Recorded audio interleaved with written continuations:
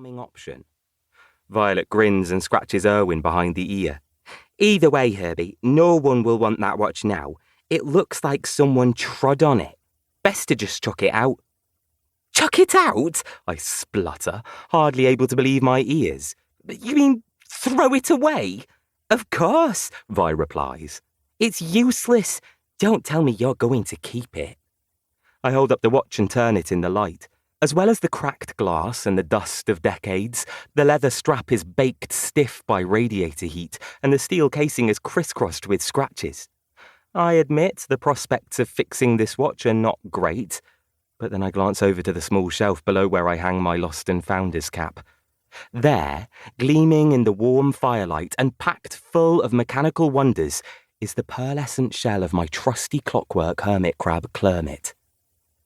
I can't believe, Vi, I reply, that even after you have been here a whole year, you still don't get how my lost and foundry works. It's my job to look after this watch, no matter how battered and busted, and get it back to its rightful owner too, if I can. With this, I take the winder in my own forefinger and thumb and give it a steady twist like a pro. Then I hold it to my own ear.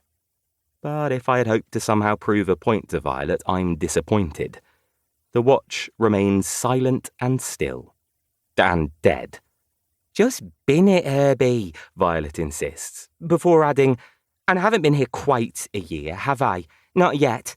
I arrived on Midwinter's night, remember? That's still 2 days away. Remember? How could I forget? And what a not quite a year it has been. A rush of memories from our adventures barges uninvited through my mind.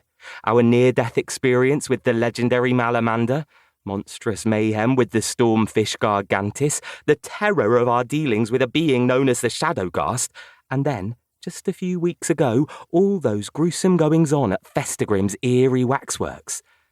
My life has hardly been boring since Violet showed up in it, but I don't say all this, of course. I may be a newer, braver Herbie these days, but I still don't want to encourage talk of adventures. Not with the longest night of the year so very close, and Christmas just around the corner. Instead, I take up the slimmest screwdriver I can find on my repair desk and pop the back off the broken watch.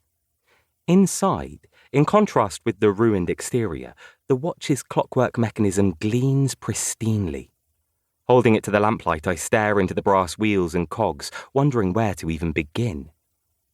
But, comes Violet's voice again, exciting though my time here has been, what was the point of it all?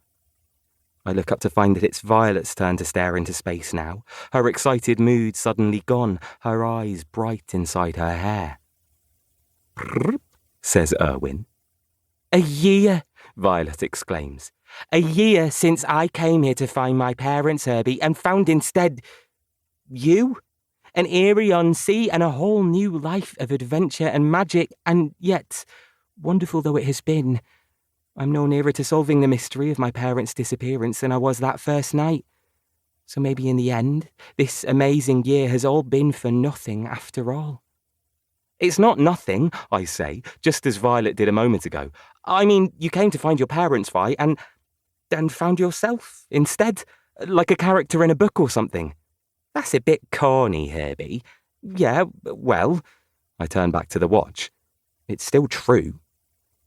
And then I see it. A tiny, sparkling grain of sand lodged between two cogs. I take my screwdriver and, as delicately as I can, I push the grain of sand out of the watch mechanism. Instantly, I'm rewarded with the sound of a tick and the sight of tiny brass cogs moving again after however long it has been. There! I close the watch and hand it to Vi. Now, if you'll set the correct time, please, I'll write out a lost and found label and... Hey! I shout this last bit because Violet suddenly jumps out of her hair, scattering Erwin all over the room. Herbie! She cries. The time!